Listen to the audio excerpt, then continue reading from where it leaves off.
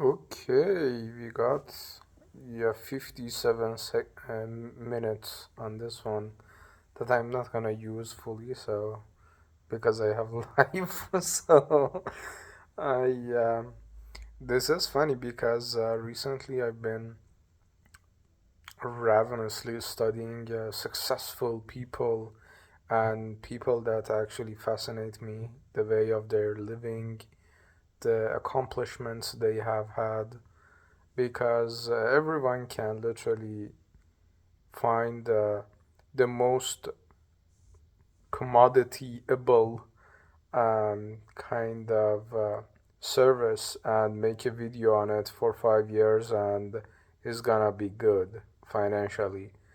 Or I can literally just pitch my writings, 17 years of writing to um, 100 publishers and one of them is gonna bite because yeah, when bestsellers are praising your work, yet the normal Joe or normal Nora in a publishing establishment, they're gonna say, okay, one yes is just enough. But fascinatingly enough, for me, is like, okay, looking back at my quite the bubbled life of a 25 years old, um, proclaimed, self-claimed, and others shouting at me genius, is quite interesting that looking back is like the whole pattern is just fascinating to me that I started writing when I was 8 years old.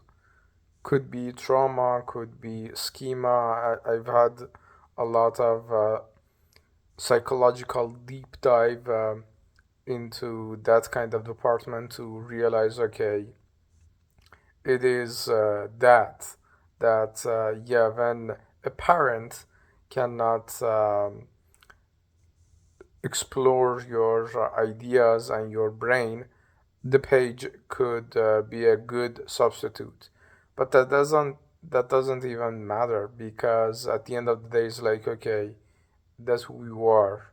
I remember I was talking to this psychology doctorate holder, doctor, and she told me your wiring system and pattern recognition thing is just so interesting that even if I told you you have a heart attack, you would be more fascinated by the why than actually panicking about what people might do in this situation. That, oh, am I gonna die? Am I gonna be fine and everything? But for me, has always the question or the main thing has always been why things are the way they are.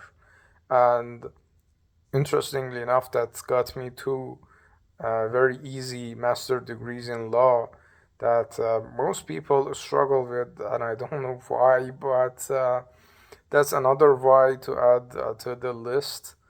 And now that I'm literally, and I'm not gonna bitch about my life or anything, I'm literally just stating the facts that I'm 15 days away from missing rent and could face eviction or deportation, visa running out, and everything else. And of course, my physical condition because of accident or whatever is just very limited in actual labor.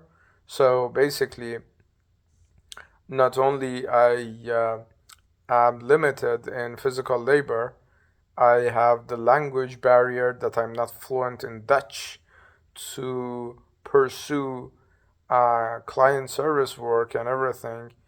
And anything else in my expertise or anything is just either you need years of experience that, yeah, hallelujah, I finished my first master's 1 year earlier. Instead of 3 years, I finished it in 2 years. I finished my bachelor's again 1 year earlier, and my second master's I finished like 2 months earlier. It was a rushed 1 year Leiden masters. So yeah, 5 years of experience. Yes, sorry, sorry for that. And the rest is just rushing to the bottom with sure, I can do copywriting, I can do so many things, and I do here and there copywriting for law firms, but still, because it's just mm, the what you call the seed part, the seeding part. It's not like, okay, I'm not Alex Hormozy at 25. Alex Hormozy wasn't Alex Hormozy at 25, you know? So, and I'm not just, and all of that aside, is like, I'm thinking about my options. I'm saying, okay, I can literally um, do the freelance work and compete with many, many, many millions of people, or I can actually carve my own path. I say, okay, I know my rights, I fucking know law, and I know law of 5 or 6 countries, and I'm studying Dutch law on top. The patterns I'm recognizing. That's literally the my superpower, other than my inability to actually quit anything until I fucking get that shit done. And the funny thing is that even now, like when people would panic, would throw temper tantrums and scream at other people, that's your fault, that's, you know, I'm just thinking, okay, I'm not gonna quit anything.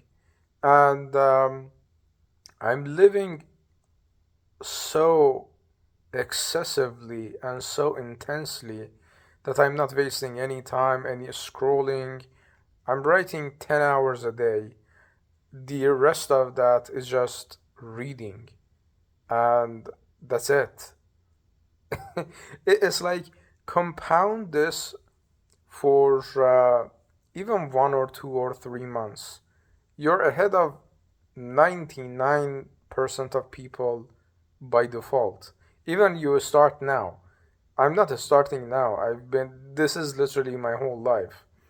So it's just so fascinating that even in this extreme situation, that in a foreign country, in physical kind of pain and money, homelessness, what you call deportation, everything, I'm just chill because sure, if by whatever reason I'm not gonna figure shit out in this time I got, like in 15 days or 1 or 2 or 3 months, the breathing room of the Dutch law, or if it goes to court, which it has to because that's Dutch law, like one of the most tenant friendly law systems in existence. That's another irony that yeah. So it's another 6 months. In 6 months, I'm building an empire, you know. So, and let's say in an off chance that that doesn't even exist, but my brain likes to consider all scenarios. It's like that's an overthinker for you. Overthinking is just sporadic pattern recognition that you don't submit to a system. Imagine you're 8 years old and you're internalizing every single overthinking thought into a pattern recognition of categorized thoughts. Yeah, good fucking luck being surprised by life, you know? So, the funny thing is that in the off chance that my brain presents to me that that's gonna happen, I'm still saying, okay, I can pivot to law. I can pivot to 5 or 6 languages I know. I can pivot to whatever the fuck, like even the idea that Leiden master graduate goes homeless, it's viral day one because that triggers 50 layers of human psychology.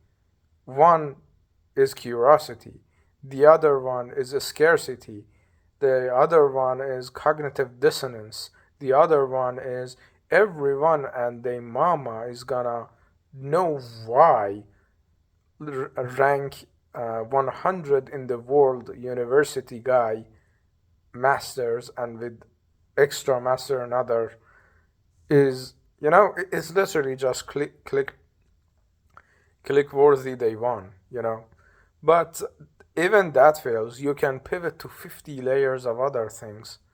I got literally fucking bestsellers calling my name, fucking comparing me to Dostoevsky. One fucking writer sent me in fucking at fucking 3 a.m. notes from the undergrounds and compared me to fucking Dostoevsky and said you cannot deny the similarities. You know that kind of person that doesn't fucking quit, that doesn't know fucking pain, that doesn't know fucking anything other than completion of the mission, that guy gonna find a way. But why I'm um recording this video is just fascinating to me that for whatever the reason, the more why questions I answer, the more I find out to ask about. Like I've been always fascinated with this concept of why the world is the way it is. Not because it's fair, unfair, or cruel, or whatever the fuck, but that why? Literally, like maybe that's curse of a storyteller that most people would think, okay, this is the way it is because they're not comprehensible enough to make a story and a structure of elaborate world for themselves to answer the why. But when you literally can conjure up worlds in an instant with coherence and with cohesion, it's literally you do say, okay, why? It's literally like that joke. I can be a better God because the God we got sucks, you know, because that was the joke. But it has some truth to it because when you see how things could play out, how mechanics could play out, it goes back to Alex Hormozzi's thing. He literally says you can be rich or you can be right. But that's linear thinking. My whole literal neural system and neural kind of wiring is not linear thinking. It's literally everything is possible because the possibility of this is gonna be kind of a mental fuck, but if anything was impossible, or if anything was impossible, you wouldn't even dare exercise the thought that it would be impossible because that would be obvious that it's impossible. You entertain thoughts. This is kind of a philosophical fuck, but if you're entertaining the thought that something is impossible, it actually speaks about its possibility. Because let's say you don't think about light being bright because brightness is light. It's like so intertwined that you don't say light is bright. You only question that when there is no light. When there is no light and you're in total darkness, you know? So the only thought that you say something is impossible is that 1%, or let's say 0.0000001%, that it is possible.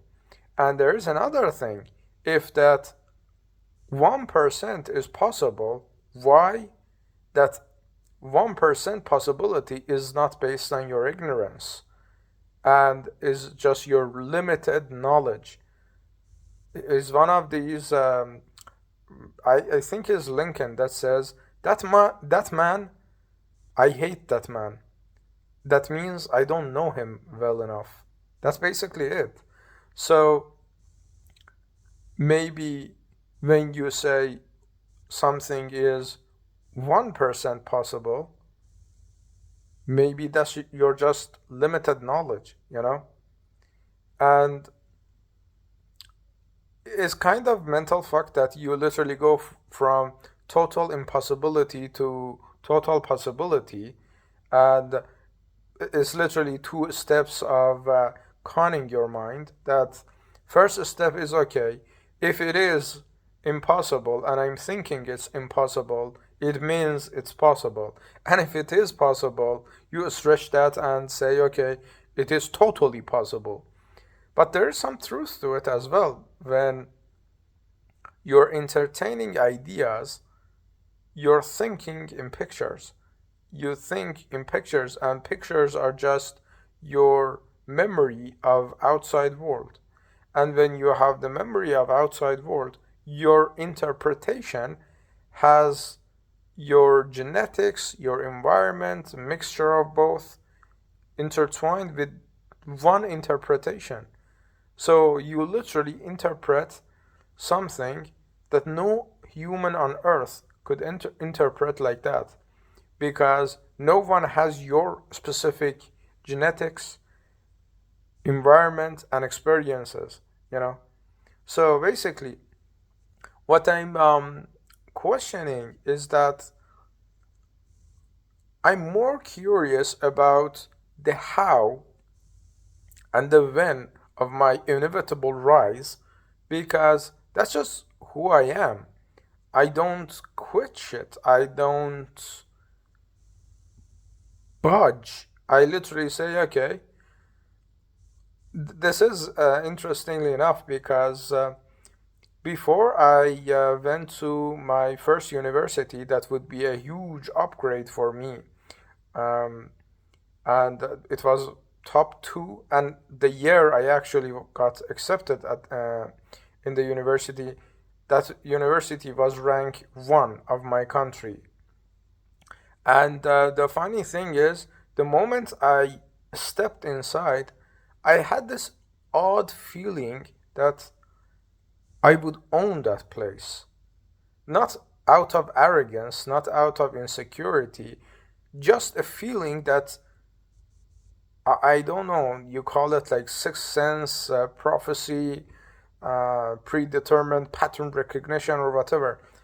I had that feeling that first step I set on the ground of, on the vicinity, in the vicinity of the university, I would own that place. And I always remembered in my 3 years bachelor's, and then my my professors invited me for a interview that would be formalized, but literally I had a saved seat, because one of my professors literally told me, if not you, who else? You know, and I got accepted in the master's program as well. So what fascinates me is that if you objectively look at it, I didn't have any rights as a first day, first hour of entering the vicinity to having owned that place. But this is another thing that I'm curious about, and is my one of my core theories, that because our mind, soul, or non-matter part of the body is non-matter, it's not materialistic, and you can think about the mind, brain, existence, soul, or take a religious route with it. But what fascinates me with is that it does not abide by laws of matter, you know? So the short answer would be matter is literally bound by time, by erosion, by other things, by speed, by whatever. But one of the most fascinating things is that the movement of matter and the passage of gap between when this, not when, the start of this movement and evolvement into another state is called time. So literally, time needs a materialistic thing and anchor. But when it is not a materialistic anchor, you literally don't have any time based interpretations for your soul, for whatever non matter part of you is. And how I define this sixth sense or this kind of deja vu, not deja vu, deja lu, or because deja vu literally means already seen. Deja lu means already read, but or deja vécu, which would be already lived. Whatever you call it, is that the moment I set foot in the university, in the vicinity of the whole structure, having owned that place was just the non time reliant aspect of me saying that, okay, you're just setting foot with your physical body and you're experiencing something that is in your timeline, but is not in your time now, in your physical time. And after 3 years, I know everyone there. Everyone respects me there because of my identity or how I treated people, my brilliance, my genius, or whatever. Funny enough, I had this professor who called me stupid 4 times the first day, and he repeated genius, stroke of fate would have it, especially and exactly 4 times in the following 3 years. So that was just the experience, knowing what's on your timeline and just giving you a hint about it. And now I'm kind of there has been a lot of instances in my life about that kind of specific feeling. Call it like a 25 years old intuition genius or whatever. But even now, facing this extreme kind of situations, not only I'm finding practical, applicable pivot points that sure, in 3 to 6 months, I'm literally am fucking better than a Dutch lawyer. I'm daily reading and practically applying cases to just out of fascination, not just for career or anything. Just that's just who I am. And even let's say deportation, whatever hits, I'm just gonna say, okay, I pivot. I find what I got. I decide with the information I got at that time and just figure things out because that's who I am. So even in that kind of situation, I never even questioned my own ability of writing or my own ability to, that's gonna someday happen. It's not just matter of if, it's just matter of when. And looking at my own age objectively, having capped out academically, unless I go for a fucking Harvard PhD degree, because maybe that would satisfy the ego. Other than that, is like, okay, I got a lot of experimental time. I already have the foundation of skills and accomplishments that people would respect with their own metrics. And on top of that, I'm literally starting fresh and clean with the actual kind of figuring shit out in my own life, you know?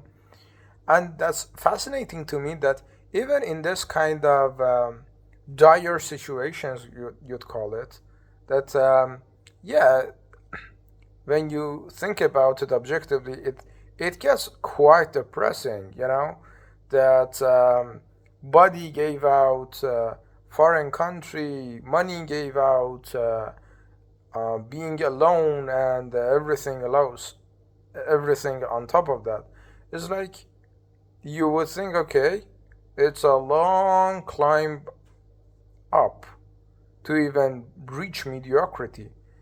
But how I see it is like, okay, I feel I felt more alive in this transitional period of actually like founding the foundation and funding the foundation and then pivoting to scale up.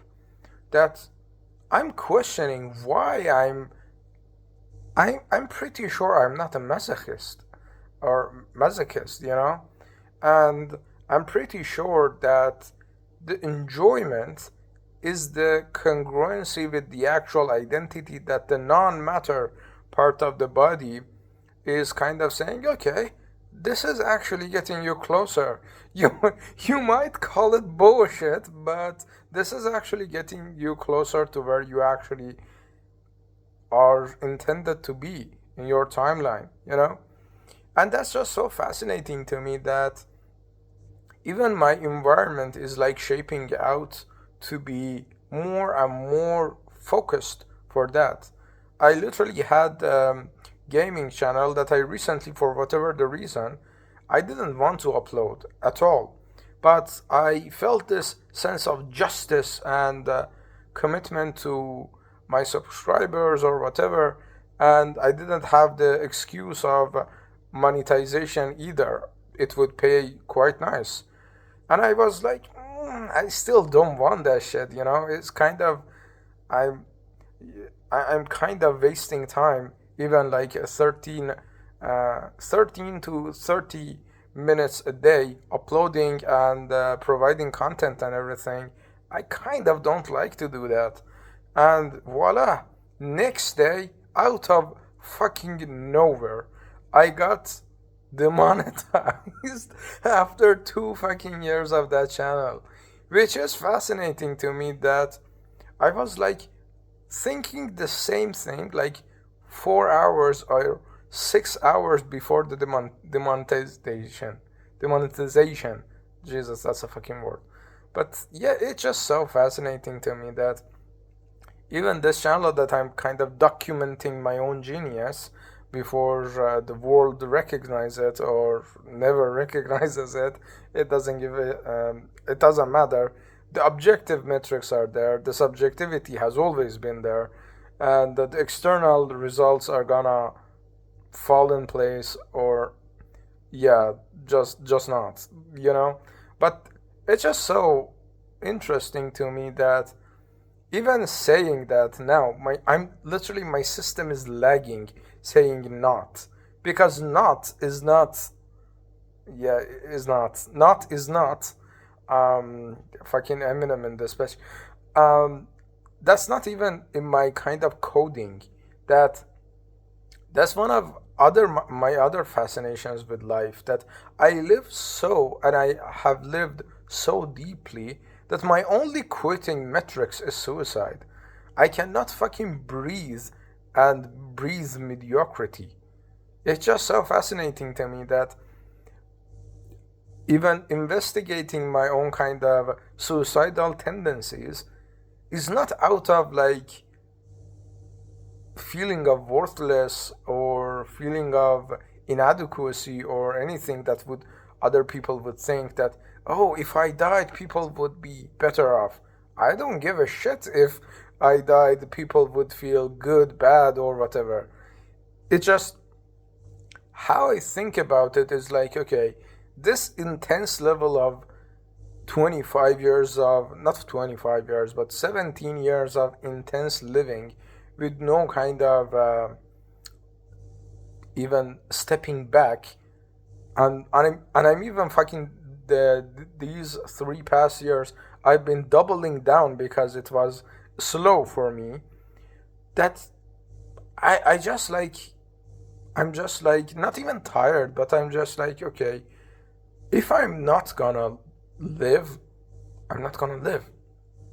But if I'm gonna live, I'm gonna live every single fucking second to the fucking fullest. That it's gonna be so suffocating for the time to even pass, you know.